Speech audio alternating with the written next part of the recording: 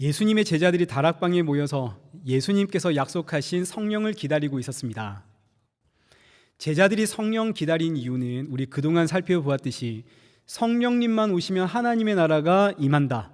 성령님만 오시면 우리를 억압하고 있는 저 로마 세력들 저거 다 뒤집어 엎어버리고 온 세상을 다스리는 유대 나라, 유대인들의 제국이 세워질 것이다.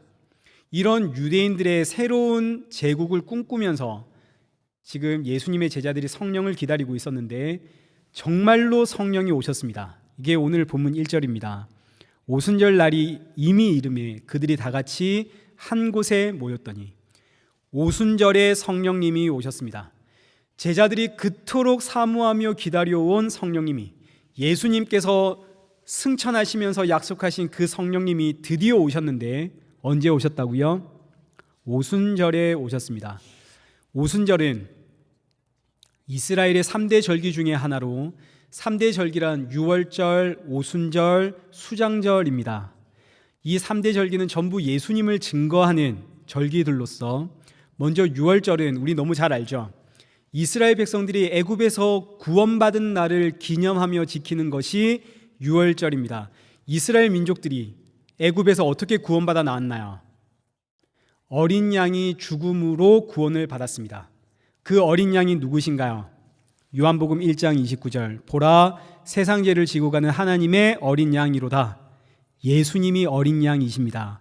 그러니 예수님은 유월절 어린 양으로 이 땅에 오셨으니까 예수님은 언제 죽으셔야 합니까? 유월절에 죽으셔야겠죠. 그래서 예수님 유월절에 죽으십니다.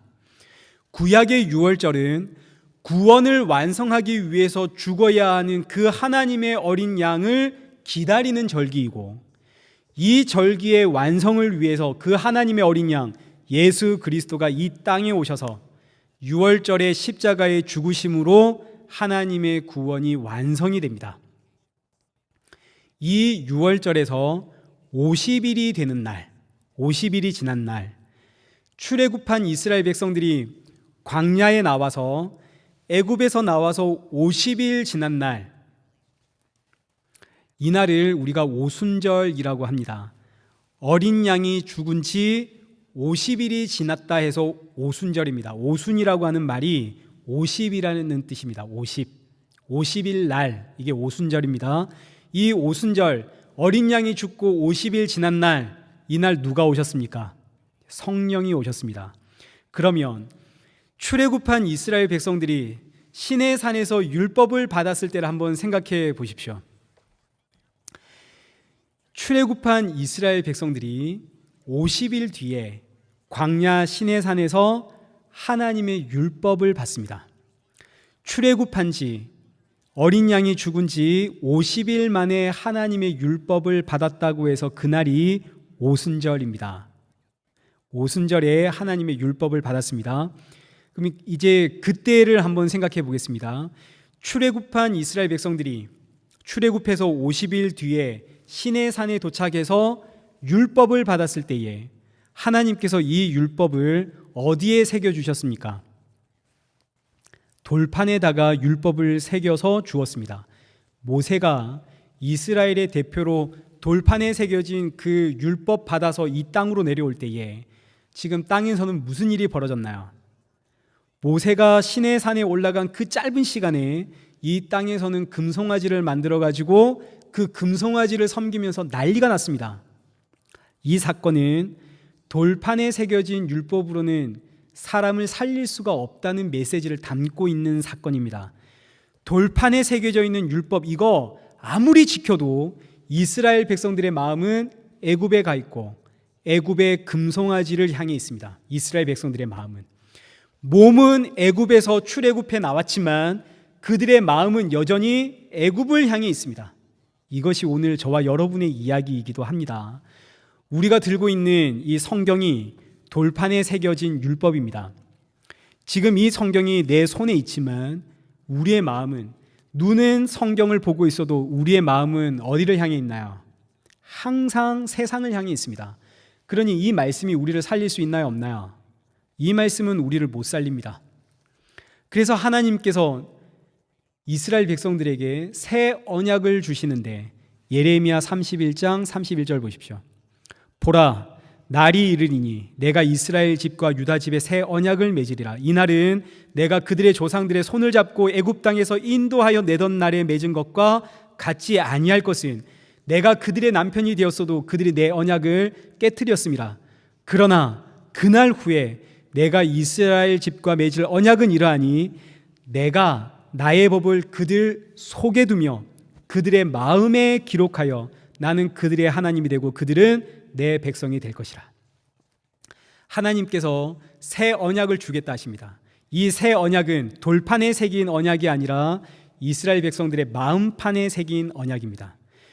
돌판에 새긴 언약을 언제 받았다고요? 애굽에서 나온 지 50일 만에 돌판에 새긴 율법을 받았습니다. 정확하게 표현하면 어린 양이 죽고 나서 50일째 되는 날, 그 오순절에 유대인들은 돌판에 새긴 율법을 받았습니다. 그러면 마음판에 새겨진 이 언약은 언제 받아야 하겠습니까? 이건 역시 오순절에 받아야겠죠. 하나님의 어린 양, 이건 그림자고 그 실체이신 예수 그리스도가 이 땅에 오셔서 6월절에 죽으시고 죽으신 지 50일 뒤에 새 언약을 받는 겁니다. 구약은 신약의 그림자니까 6월절 어린 양의 죽음으로 출애굽한 이스라엘 백성들이 50일 뒤에 시내 산에서 돌판에 새긴 율법을 받았지만 그 율법으로는 그들의 영혼이 구원을 받지 못합니다. 이거 그림자입니다. 장차 일어날 일의 그림자. 그래서 6월절에 진짜 어린 양이신 예수 그리스도가 이 땅에 오셔서 6월절에 죽으시고 50일 뒤에 복음이 돌판이 아니라 우리의 마음판, 여기에 새겨지기 위해서 누가 오셨다고요? 성령님이 오셨습니다. 그래서 오순절에 성령님이 오십니다. 오순절에 성령님이 오신 이유는 구약 성경의 그 약속의 성취입니다. 우리 마음에 십자가의 복음을 새겨넣기 위해서, 구약에 약속되어 있는 그 약속을 이루기 위해서 성령님이 오순절에 오십니다. 오늘 저와 여러분의 신앙을 한번 생각해 보십시오. 우리는 이 세상 살아갈 때 끊임없이 갈등을 하며 살아갑니다. 우리가 갈등하며 살아가는 이유가 뭡니까? 성령님이 우리 마음속에 십자가의 복음을 새겨 놓았기 때문에 우리는 갈등을 합니다. 광야에서 율법을 받은 이스라엘 백성들 한번 생각해 보십시오. 그들은 금송아지 섬기면서 조금의 갈등도 없었습니다. 금송아지 앞에서 얼마나 춤추며 뛰어놀았는지 모릅니다. 이 금송아지가 우리를 구원한 하나님이라며 기뻐 뛰며 찬양을 하죠. 그러나 오늘 우리는 갈등을 합니다. 금송아지가 나의 하나님이라면 얼마나 좋을까? 이 세상에서 성공하고 잘 살면 얼마나 좋을까? 우리는 갈등을 하죠. 내 안에 십자가의 복음이 새겨져 있기 때문에 저 금송아지를 하나님이라고 도저히 부를 수가 없고, 그래서 찾아오는 갈등, 이게 성도라서 생기는 갈등입니다. 갈라디아서 2장 20절의 고백처럼 내가 그리스도와 함께 십자가에 못 박혔나니 그런즉 이제는 내가 사는 것이 아니라 내 안에 그리스도가 사십니다. 이 신앙의 고백과 이 세상에서 정말 잘 살고 싶은 나의 이 욕망 사이에서 오는 갈등, 이 갈등은 내 마음에 예수님의 십자가가 새겨졌기 때문에 오는 갈등입니다. 오순절 성령이 오셔서 자기 백성들의 마음판에 이 십자가의 복음을 강제로 새겨버렸기 때문에, 이 복음이 마음판에 새겨지지 않은 자들은 교회에 와서 자신의 욕망을 위해 금송아지 하나님을 부르면서 그렇게 기도하고 찬양을 해도 마음에 갈등이 전혀 없습니다. 마치 광야의 이스라엘 백성들처럼 애굽에 금송아지 만들어서 우리를 구원한 하나님이 우리에게 이렇게 복 주실 거야, 마음에 갈등이 없는 것처럼 성도는 마음에 갈등이 있습니다.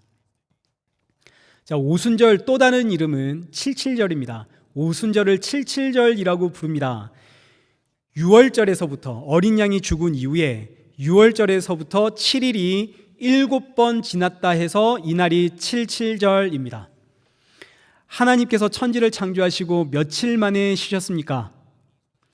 7째 날 하나님께서 쉬셨죠. 그래서 7이라는 숫자는 거룩한 수, 하나님의 안식을 뜻하는 수가 7입니다. 그래서 이 7째 날을 안식일이라고 우리가 부르죠.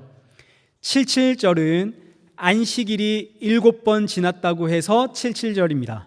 그러니 77절이라는 의미는 안식과 안식이 만난 완전한 안식의 날, 이게 77절입니다. 오순절의 또 다른 이름 77절.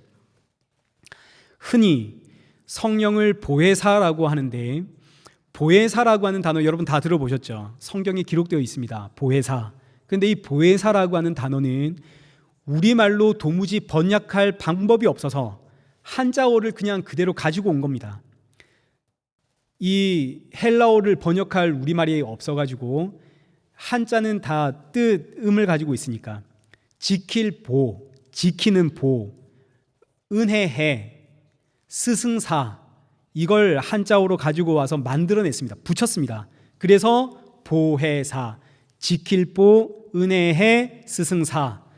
그래서 보혜사란 이 한자의 뜻 그대로 지켜주시는 분, 은혜를 주시는 분, 가르치시는 분, 이런 뜻입니다. 보혜사.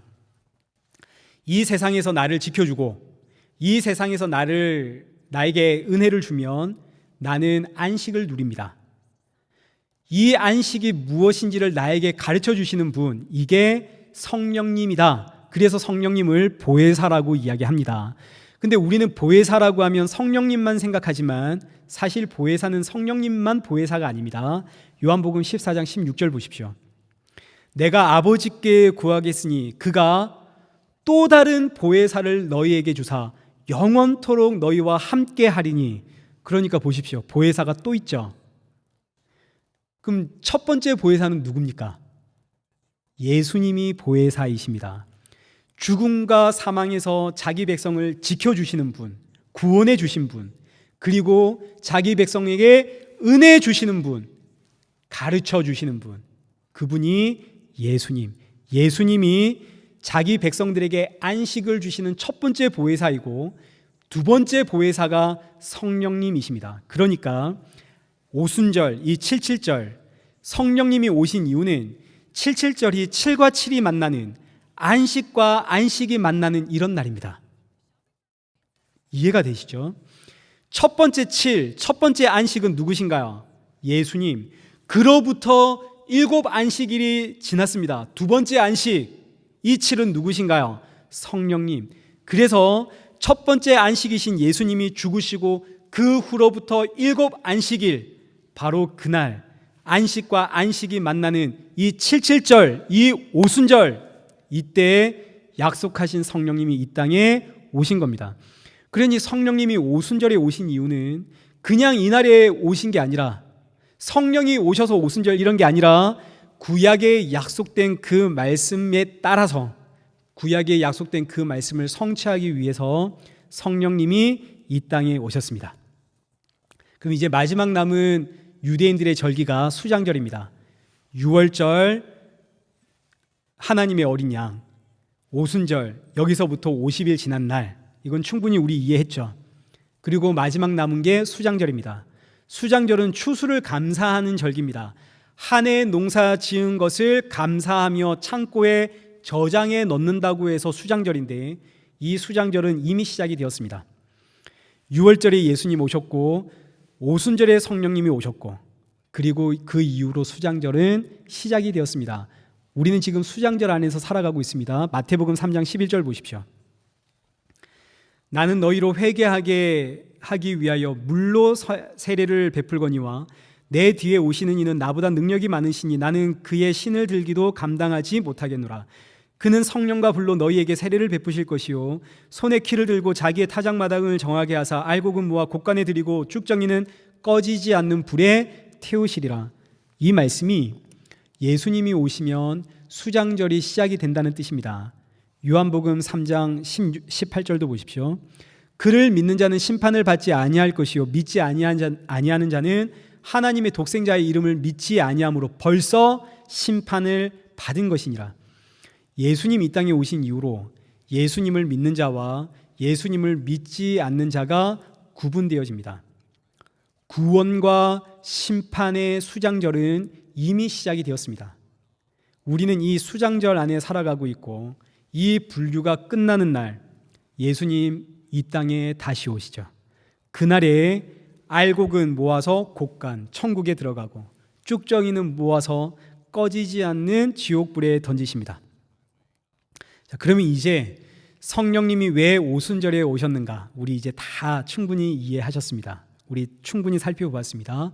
그럼 이제 오순절 성령이 임하실 때 일어난 현상들에 대해서 우리 살펴보겠습니다. 총 3가지의 현상들이 일어났는데, 첫째는 하늘로부터 급하고 강한 바람 같은 소리입니다. 2절, 본문 2절 보시죠. 호련히 하늘로부터 급하고 강한 바람 같은 소리가 있어 그들이 앉은 온 집에 가득하며, 여기 하늘로부터라는 이 표현은 성령이 임하실 때 크게 3가지의 현상이 일어나는데, 이 모든 현상들이 전부 다 하늘로부터 왔다는 뜻입니다. 하늘로부터 왔다는 의미는 지금 사도행전 우리 볼 때 누가 하늘로 올라가셨나요? 예수님이 하늘로 올라가셨죠. 사도행전 1장 9절에 예수님께서 하늘로 올라가셨습니다. 그럼 지금 성령이 하늘로부터 성령이 강림하심과 이로 인해 일어난 3가지의 현상들은 전부 누구로부터 왔다는 이야기입니까? 예수님으로부터 왔다는 이야기입니다. 사람이 인위적으로 만들어낼 수 있는 게 아닙니다. 저는 어릴 적에 성령의 불 받아라 이런 설교 되게 많이 들으면서 자랐습니다. 어릴 때 부흥 집회하면서. 그러나 이건 절대로 사람이 줄 수 있는 거 아닙니다. 어디서부터 왔다고요? 하늘로부터. 하늘에 누가 계시나요? 예수님.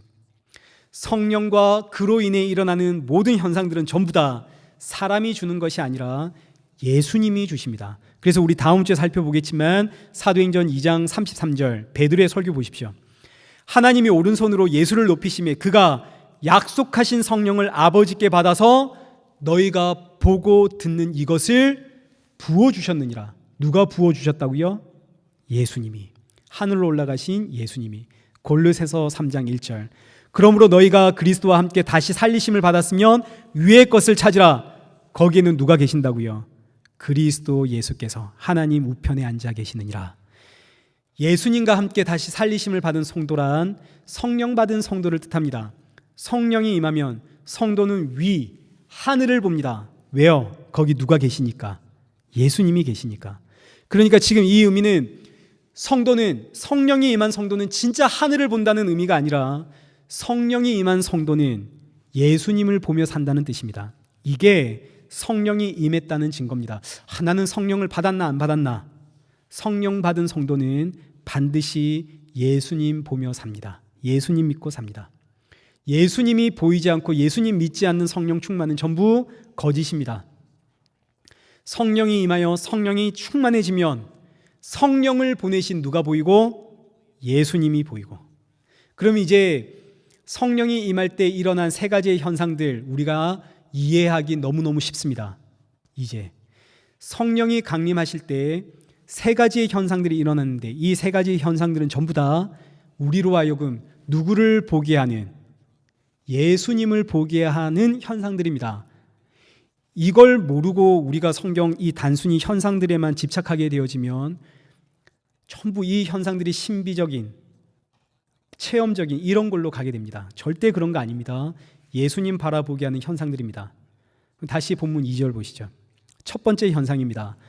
호련히 하늘로부터 급하고 강한 바람 같은 소리가 있어. 성령 강림의 첫 번째 형상은 급하고 강한 바람 같은 소리입니다. 두 번째 현상은 3절에 기록된 불의 혀같이 갈라지는 것들이 각 사람에게 임하더라. 지금 이 날이 무슨 날인가요? 오순절입니다. 오순절은 어떤 날입니까? 모세가 시내산에서 하나님의 말씀, 그 율법을 받은 날입니다. 돌판에 새겨진 율법을 받은 날이 오순절입니다. 어린 양 죽고 나서 50일 지난 날, 오순절. 그러니 구약의 오순절, 구약의 모세가 시내산에서 율법을 받은 그날 어떤 일이 있었는지 우리가 살펴보면, 성령이 오신 날 왜 이런 현상이 일어났는구나, 이걸 우리가 대번에 이해할 수 있습니다. 이건 무슨 신비한 그런 이야기가 아닙니다. 구약에 있었던 일들이 다시 한번 반복되는 사건입니다. 출애굽기 19장 16절 보십시오. 셋째 날 아침에 우레와 번개와 빽빽한 구름이 산 위에 있고 나팔 소리가 매우 크게 들리니, 이것이 오늘 본문 사도행전 2장 2절에 기록되어 있는 급하고 강한 바람 같은 소리입니다. 하나님께서 오순절 돌판에 새겨진 율법을 이스라엘 백성들에게 주는 그날, 하늘에서는 우레와 번개와 빽빽한 구름 그리고 나팔 소리가 울리더라. 마치 태풍이 불 때 하늘은 시커먼 구름으로 가득 차 있고 번개가 치고 천둥 소리가 울려 퍼지듯 나팔 소리가 울려 퍼지는 이것이 오늘 사도행전의 성령 강림, 그 마음에 새겨지는 율법을 받는 날 급하고 강한 바람 같은 소리가 나더라, 이렇게 연결이 되는 겁니다. 그리고 나서 출애굽기 19장 18절 보십시오. 시내 산에 연기가 자욱하니 여호와께서 어디 가운데 강림하시고 불 가운데 강림하시고, 돌판에 새겨진 율법을 받는 그날 여호와께서 오셨는데 불 가운데 오셨습니다. 불은 하나님의 임재를 상징합니다. 그런데 이제 차이가 생겼죠. 오늘 우리가 읽은 본문 3절에서는 성령님이 오실 때 마치 불의 혀처럼 갈라지는 것들이 보여 각 사람 머리 위에 하나씩 임했고, 여기 출애굽기 19장 18절에서는 하나님이 불 가운데에 오셨고, 이 의미는 구약시대에는 오셨다가 떠나신 하나님입니다. 성령님이 오셨지만 떠나십니다. 성령님이 자기의 때에 필요를 따라 사람에게 오셨다가 떠나셨습니다. 이건 구약시대입니다. 그런데 이 신약시대는 그 오신 하나님께서 사람을 절대 떠나지 않겠다 하십니다. 이것도 전부 구약에 기록되어 있는 약속의 말씀들입니다. 새 영이 임하면 내가 너희를 영원히 떠나지 않겠다. 너희는 영원히 나의 처소가 될 것이다. 그러니 오순절 성령 강림에 일어난 현상들은 구약에서 장차 이루어질 그 그림자들이 드디어 완성이 되어지는, 성취가 되어지는, 이걸 선포하는 현상들입니다.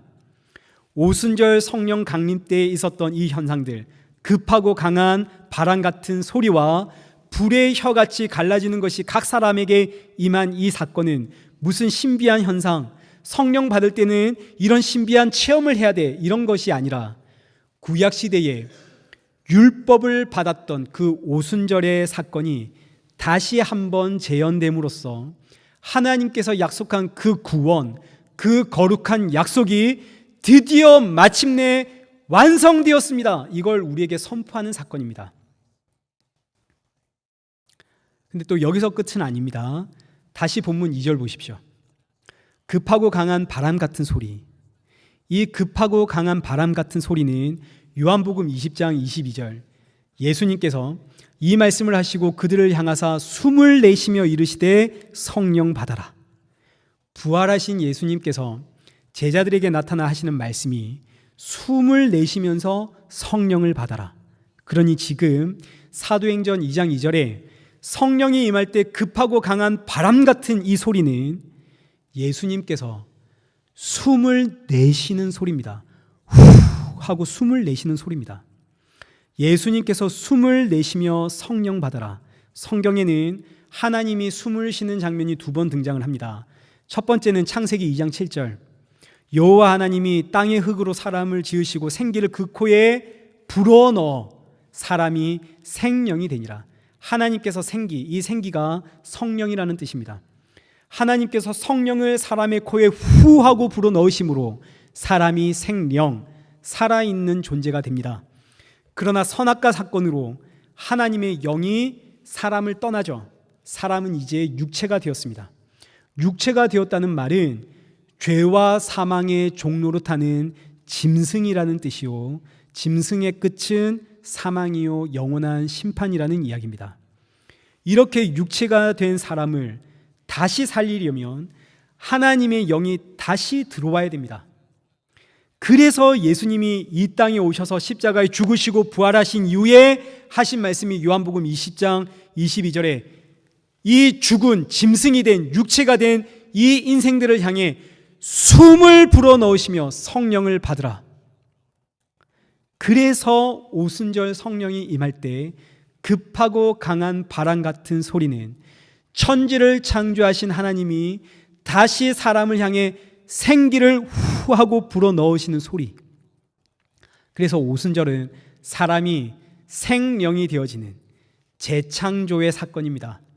그리고 또 하나, 우리는 이 말씀이 생소할지 몰라도 성경의 정통에 있는 유대인들은 이 본문 2절 급하고 강한 바람 같은 소리 하면 바로 떠오르는 사람이 한 사람이 있습니다. 엘리야가 떠오릅니다. 엘리야가 호렙산에서 하나님을 만났대. 열왕기상 19장 11절 보십시오. 여호와께서 지나가시는데 여호와 앞에 크고 강한 바람이 산을 가르고 바위를 부수나 바람 가운데에 여호와께서 계시지 아니하시며 바람 후에 지진이 있으나 지진 가운데에도 여호와께서 계시지 아니하며 지진 후에 불이 있으나 불 가운데도 여호와께서 계시지 아니하더니 불 후에 세미한 소리가 있는지라.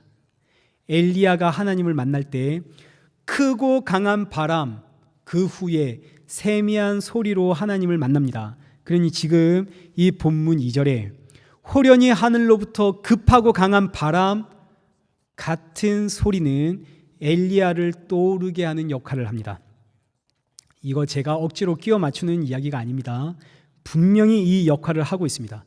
급하고 강한 바람 같은 소리는 엘리야를 떠오르게 하는 역할을 하고 있고, 본문 3절에 불의 혀처럼 갈라지는 것들이 그들에게 보였다는 이 말씀은 모세의 떨기나무를 떠오르게 합니다. 이거 반드시 이렇게 연상시키는 작업을 합니다.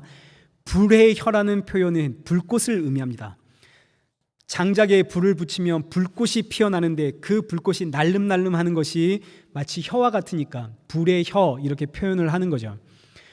오순절 다락방에 모인 사람들이 하늘로부터 내려온 불의 혀 같은 것을 보았다는 것은 광야에서 모세가 불붙은 떨기나무를 본 그 사건을 그대로 연상시킵니다.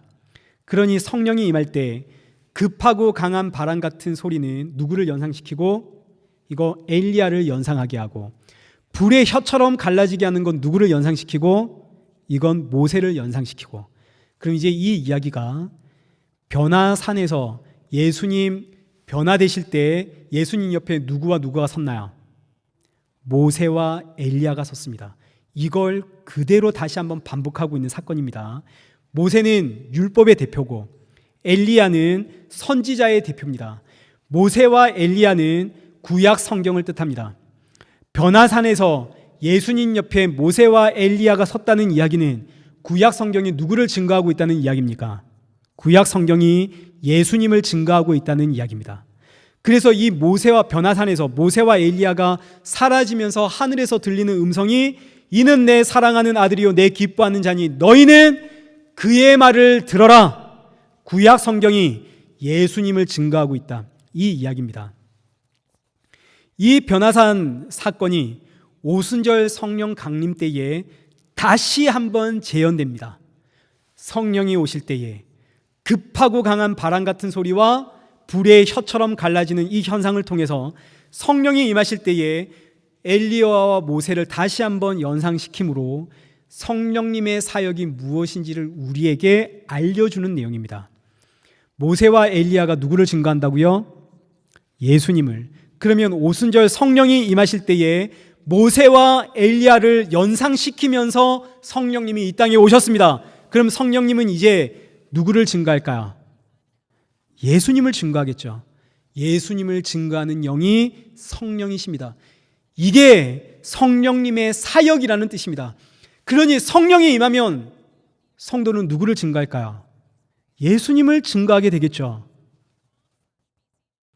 그러면 이제 이어지는 본문에 성령이 임했을 때 일어나는 세 번째 현상, 방언이 무엇인가? 이제 우리는 쉽게 이해할 수가 있습니다. 4절 보십시오. 성령이 오실 때 일어난 마지막 세 번째 현상, 방언. 그들이 다 성령의 충만함을 받고 성령이 말하게 하심을 따라 다른 언어들로 말하기를 시작하니라. 누가 말하게 하심을 따라? 성령이 말하게 하심을 따라. 성령은 누구를 증거한다고요? 예수님을 증거합니다. 그럼 성령이 말하게 하심을 따라 말했으니 제자들이 누구 이야기했을까요? 예수님이 이야기를 했겠죠. 이게 바로 방언입니다. 성령의 충만함을 받자 방언이 터졌습니다. 성령이 임하면 반드시 방언이 터지게 되어 있습니다. 저는 여기에 100% 동의를 합니다. 방언하지 않는 성도는 가짜입니다. 그건 거짓말입니다. 지금 여러분 다 방언하고 계시죠? 방언이 없다면 회개하고 예수님 믿으십시오. 정말입니다. 성령이 임한 성도는 반드시 방언을 해야 됩니다. 그런데 이 방언이 우리가 흔히 생각하는 랄랄라 방언은 아닙니다. 이 방언도 아닙니다. 사람이 알아듣는 언어입니다. 그래서 이어지는 말씀이 이 방언이 어떤 것인지를 우리에게 설명하는데 6절부터 보십시오. 큰 무리가 모여 각각 자기의 방언으로 제자들이 말하는 것을 듣고 소동하여 다 놀라 신기하게 여겨 이르되 보라, 이 말하는 사람들이 다 갈릴리 사람이 아니냐. 우리가 우리 각 사람이 난 곳 방언으로 듣게 되는 것이 어찌 됨이냐. 지금 예루살렘에는 오순절을 지키기 위해서 천하 각국에 흩어진 유대인들이 모였습니다. 그런데 지금 갈릴리 사람들이 갑자기 느닷없이 흥분하여 소리치는데 그 소리가 각각 자기가 살고 있는 나라의 언어로 들리더라. 그 언어가 이제 9절 보십시오. 우리는 바데인과 메데인과 엘람인과 메소보다미아와 유대와 갑바도기와 본도와 아시아, 부르기아, 밤빌리아, 애굽과 및 구레네 가까운 리비아 여러 지방에 사는 사람들과 로마에서 온 나그네이고 유대인과 유대계에 들어온 사람들과 그레데인과 아라비아인들이라. 우리가 우리의 각 언어로 하나님의 큰 일 말함을 듣는도다. 그러니까 성령이 터지자 방언을 했는데 그 방언이 사람들이 알아들을 수 있는 언어라는 이야기입니다. 굳이 오늘 말로 이야기하면 영어, 불어, 독일어, 태국어, 인도어, 스페인어 이렇게 들렸다는 거죠. 방언이 터졌다는 거죠. 그런데 이것도 재밌는 것이 지금 이 성경에 기록되어 있는 이 문법이 성령이 임한 제자들이 방언으로 말을 한 것인지 정말로 외국말로 말을 한 것인지 아니면 듣는 사람에게 방언으로 들린 것인지 이게 사실은 명확하지가 않습니다. 그러니까 지금 이게 명확하지 않은 이유는 이게 굉장히 성경이 의도적으로 기록을 한 겁니다. 이거 명확하지 않은 이유는 방언이 외국말로 들렸냐 아니면 외국말로 했냐 이건 하나도 중요한 게 아니다 이런 이야기입니다. 방언이 터졌냐 입에서 방언을 하냐 이거 하나도 중요하지 않습니다. 껍데기는 아무 의미가 없습니다. 그건 방언이 아닙니다. 오늘 지금 우리가 예배 드리고 있는데 갑자기 여러분들이 배운 적도 없는 히브리어로 말을 하기 시작하고 헬라어로 말을 하기 시작한다 그랬다고 해서 그거 방언 터진 거 아닙니다. 절대로 아닙니다. 껍데기는 방언이 아닙니다. 방언이란 그 안에 담겨있는 메시지입니다. 성령이 누굴 증거하고 있다고요? 예수님을 증거하죠. 그러니 성령이 임한 제자들의 입에서 갑자기 터져 나오는 이야기는 누구의 이야기입니까? 예수님의 이야기입니다. 이게 방언입니다. 그동안 제자들은 성령이 임하면 어떤 일이 일어날 것이다 기대했나요? 다음 주에 베드로가 인용할 이제 요엘서의 말씀 다음 주 살펴볼 텐데 요엘서에 보니까 성령은 종말의 영이요 심판의 영이기 때문에 성령이 오시면 제자들은 로마를 뒤집어 엎고 우리 유대인들로 이루어지는 강력한 새로운 제국, 새로운 세계 질서가 개편될 것이다. 유대인들은 다 그렇게 생각했습니다. 예수님의 제자들도 그렇게 생각했습니다. 그런데 성령이 오셨습니다. 성령이 임하니까 우와, 하나님의 나라는 우리가 생각한 이 세상 나라가 아니구나. 하나님의 나라는 예수님의 나라요, 십자가의 나라요, 은혜의 나라구나. 그래서 이때부터 그동안 수없이 들어왔던 예수님의 말씀이 비로소 깨달아지기 시작하고 이해되기 시작하고, 그러니 이 제자들의 입술에서 그 하나님의 말씀, 십자가의 복음이 막 터져 나오는데 이것이 바로 방언입니다. 그동안 내가 생각하고 있던 이 땅의 이야기에서 하늘의 이야기로 바뀌는, 하늘에 누가 계시나요? 예수님 계시죠. 그래서 천국 방언이란 하늘에 계신 예수님의 이야기를 하는 것, 이게 천국 방언입니다. 무슨 랄랄랄랄랄라 스스스스스스 영어 방언, 스페인 방언 이런 거 아닙니다. 그건 다 껍데기입니다. 그거 이야기하는 건 거짓말입니다. 똑같은 한국말이지만 땅의 이야기에서 나의 말이 하늘의 이야기로 바뀌는 것, 예수님의 이야기로 바뀌는 것, 이게 다른 언어, 방언입니다. 그래서 4절에 기록되어 있는 다른 언어라고 하는 표현은, 언어는 이건 바뀔 수도 있고 혹은 바뀌지 않을 수도 있고, 갈릴리 사람들이 지금 갈릴리 말을 하고 있을 수도 있고, 아니면 갑자기 외국말이 터져 나올 수도 있습니다. 지금 이게 문법상 정확하지가 않습니다. 왜요? 이건 의미가 없거든요. 중요한 것은 이들이 어떤 말을 했느냐가 아니라 그 안에 있는 담겨 있는 메시지입니다.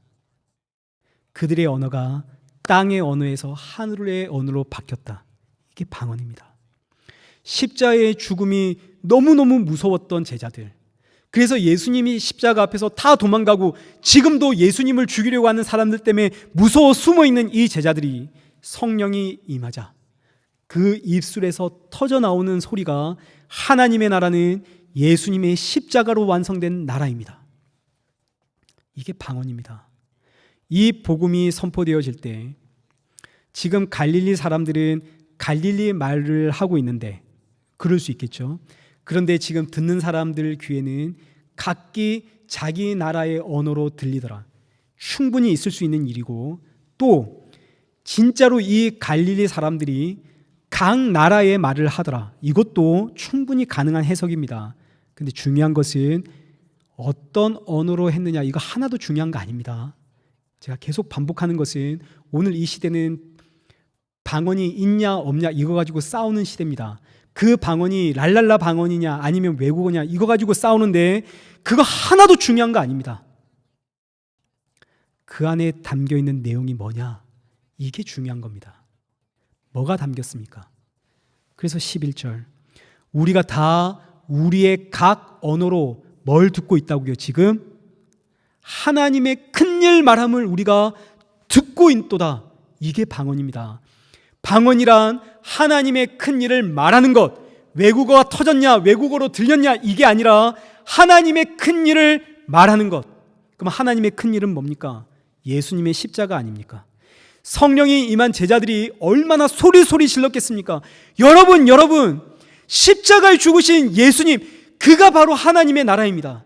하나님의 나라가 그 십자가에서 완성이 되었습니다. 이게 방언입니다. 지금 제가 여러분 앞에 방언하고 있는 중입니다. 제가 뭐 이야기하고 있나요? 성경을 통해서 예수님 증거하고 있죠. 이게 방언입니다. 이게 하늘의 언어요, 천국의 말 아닙니까? 천국에 가면 우리 무슨 이야기 하겠습니까? 천국에 가면 나는 예수님을 위해서 이만큼 했습니다. 나는 이만큼 전도했고 이만큼 선교했습니다. 우리 집은 교회를 이렇게 세웠습니다. 이거 가서 자랑하고 있겠습니까? 천국에서. 천국 가면 나 같은 죄인을 예수님이 구원하셨습니다. 이거 이야기하지 않겠습니까? 자기 자랑이 아니라 나 같은 죄인을 구원하신 예수님, 이게 천국의 언어요, 천국 방언입니다. 그러니 예수 그리스도를 증거하는 게 진짜 방언입니다. 성령이 임한 성도는 반드시 이 방언 하게 됩니다. 그러니 오늘 저와 여러분 방언 받았습니까? 안 받았습니까? 우리는 다 방언 받았습니다. 이 땅의 언어가 나뉘었죠. 왜 이렇게 많이 나뉘었습니까? 이거 바벨탑 사건 때문입니다. 창세기 11장 1절 보십시오. 온 땅의 언어가 하나요, 말이 하나였더라. 이 땅에는 원래 언어가 하나였습니다. 그런데 4절, 자 성읍과 탑을 건설하여 그 탑 꼭대기를 하늘에 닿게 하여 우리 이름을 내고 온 지면에 흩어짐을 면하자. 우리의 탑을 하늘 꼭대기까지 닿게 하자. 이게 신이 되고자 하는 사람의 욕망이고 사람의 교만입니다. 그래서 하나님이 언어를 흩으셨습니다. 언어가 흩어진 이유는 사람의 욕망과 사람의 교만 때문입니다. 이 사건은 지금도 이어지고 있습니다. 우리가 다 같은 나라 한국어를 쓰고 있는데도 우리 말이 안 통하는 사람이 분명히 있죠. 왜 말이 안 통합니까? 다른 사람의 말을 듣지 않으니까 말이 안 통합니다. 분명히 소통해야 되는데 같은 말을 쓰고 있는데 소통이 안 되고 단절이 되고, 가정에서는 사춘기에 접어든 자녀가 있는 가정에서는 부모와 자녀 사이에 말이 안 통합니다. 지금 저희 집이 그렇습니다. 환장합니다. 그런데 예수님의 십자가로 이 죄의 문제가 해결되고 성령님이 이 땅에 오시자 놀랍게도 언어가 하나가 됩니다. 언어가 하나가 된다는 말은 진짜 언어가 하나가 되었다는 이야기 아닙니다. 오늘 본문에서도 사람들은 여전히 제각각 자기 나라 말을 하고 있습니다. 그런데 그들이 전부 누구 이야기하고 있나요? 예수 이야기하고 있죠. 전부. 예수 그리스도, 그 십자가의 죽음과 부활, 그 놀라운 하나님의 이야기를 듣고 있고 말하고 있고, 이것이 언어가 하나로 통일된 방언의 사건, 천국의 언어 사건. 그러니 방언을 한다는 이야기는 예수님의 십자가의 복음 증거한다는 이야기입니다. 이게 진짜 방언이고 이 방언 꼭 받으십시오. 이제 말씀을 맺겠습니다. 본문 12절입니다. 제자들이 방언으로 하나님의 큰 일을 말하자 모인 사람들이 다 놀라 당황해하며 서로 이르되 이 어찌된 일이냐 하며, 또 어떤 이들은 조롱하며 이르되 그들이 새술에 취했다 하더라. 제자들이 방언을 하자 사람들의 반응이 두 가지입니다. 어떤 이는 당황하고 어떤 이들은 저들이 새술에 취했다 조롱을 하죠. 지금 제자들에게 성령이 임했습니다. 그러자 갑자기 구약 성경과 예수님의 말씀이 깨달아집니다. 그동안에는 구약 성경을 아무리, 그 당시에는 성경이 구약뿐이었습니다. 구약의 성경을 아무리 읽어도 구약 성경의 주인공이 누구인지를 몰랐습니다. 여러분, 성경을 처음에 볼 때, 읽을 때 모든 책에는 주인공이 있습니다. 구약에도 분명히 주인공이 있을 텐데 주인공이 누군지 구약 성경 쭉 읽어보시면 잘 안 보입니다. 그래서 우리가 성경을 읽을 때 성경의 말씀을 읽고 있는 내가 주인공이 되어버립니다. 그래서 다윗 이야기를 보면 다윗 이야기를 누구에게 적용시키나요? 나한테 적용시키죠. 다윗과 골리앗이 싸운 이야기를 보면서도 이거 전부 다 나에게 적용시킵니다. 맞아, 내가 이 골리앗 같은 세상 이겨야지. 주인공이 누군지를 모르니까 주인공을 전부 나에게 적용시킵니다. 내가 주인공인 줄 알았습니다. 그러니 구약 성경을 아무리 읽어도 이해가 안 되는 말씀들이 너무너무 많습니다. 우리가 영화를 볼 때 주인공이 누군지 모르면 영화를 보는 내내 답답하고 이해가 안 됩니다. 주인공이 누군지를 모르니까. 마찬가지입니다. 성경을 읽을 때 주인공이 누군지 모르면 이해 안 되는 게 전부입니다. 이해할 수 없는 게 정상입니다. 그런데 성령님이 오셨습니다. 성령님은 누구를 증거하나요? 예수님을 증거하죠.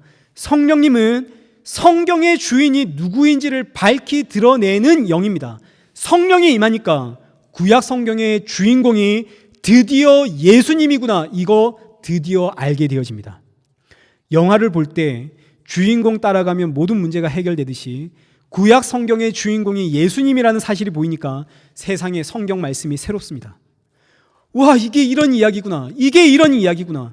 그리고 심지어 그동안 예수님께서 하신 말씀들이 어떤 의미인지가 이제 비로소 이해가 됩니다. 그러니 지금 제자들이 말을 안 할 수가 없죠. 사람들 붙잡고 드디어 알게 된 이 성경의 비밀, 그 주인공의 이야기 하는 겁니다. 저 사람들은 모를 테니까. 여러분, 성경의 주인공이 예수님입니다. 그래서 사람들이 그 제자들을 보면서 당황하기도 하고 조롱하기도 하고, 저 사람들 술 취했구나.